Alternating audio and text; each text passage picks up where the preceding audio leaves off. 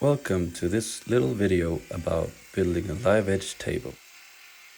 It's made from a single slab of really beautiful ash that I had salvaged a few years back.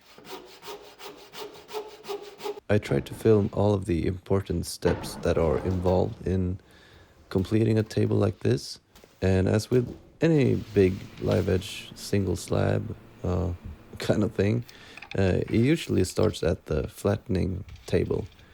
And so that's what you're seeing here.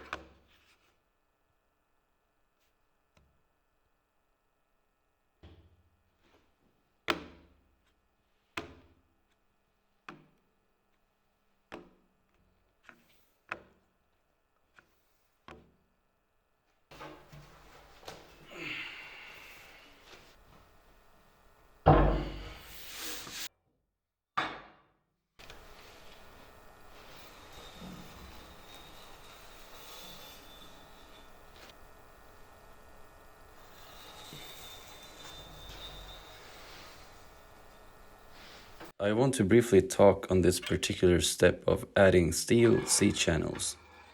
They are meant to prevent cupping and not movement in general. Step 1 is to always make sure without any doubt that the wood is dry. I shoot for 6 to 8%, but no higher than 10%. This slab was perfect, as you saw just moments ago. Only seasonal moisture changes will have an influence on this particular slab, which is unlikely to cause any major movement. So just think of these as insurance. We hope to never have to use it, but it feels good to know that it's there. There are situations that will be out of my control once my work is done. Maybe the client decides to position their table close to a window, for instance, where sunlight is able to heat the top while the underside stays cool. Prolonged exposure, and this may cause a slight gradient in the moisture content through its thickness, creating tension in the wood, and cupping may occur if we don't do anything to prevent it.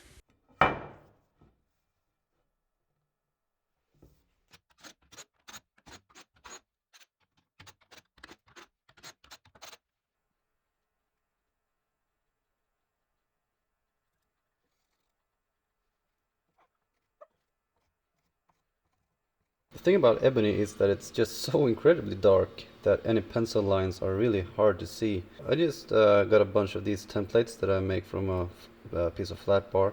I took a thick white pencil and just drew this shape, and then I went back with a sharper black pencil and made a little cut line there. So first I'm gonna cut this almost halfway through, and then I can cut this shape and then go back and just finish cutting all the way through, and then we have two pieces that are identical.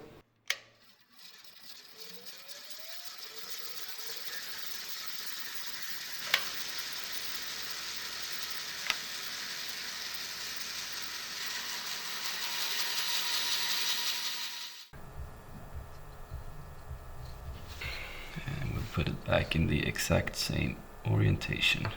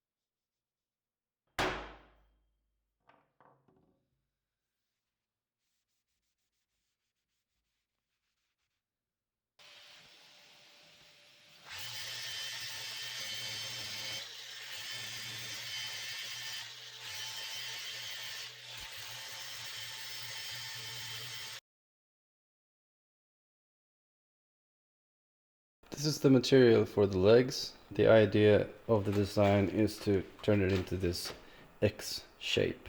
They are all cut to length at a 30-degree angle, and then I just added this smaller angle to give it a little bit of a more narrow feel. I also semi-polished the edges and gave it a slight chamfer so that we get some light reflecting off of these. Now I absolutely love this oxide finish. Once everything has been welded, I can degrease everything and give it a wax finish, just to keep it from rusting. And it'll look good for many years.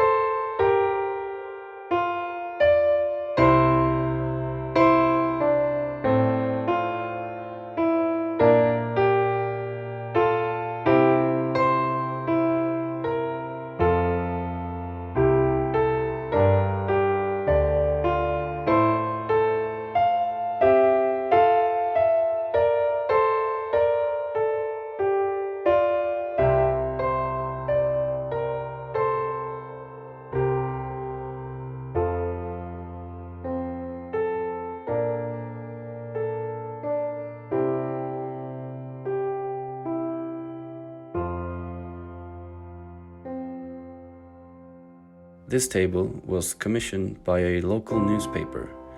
I hope the people working there have many wonderful and inspiring moments together around this little table. To take a step back and just slow down a little bit is when a lot of great ideas come to mind, and to get those creative juices flowing, especially important in times of stress and fierce competition that is the modern day.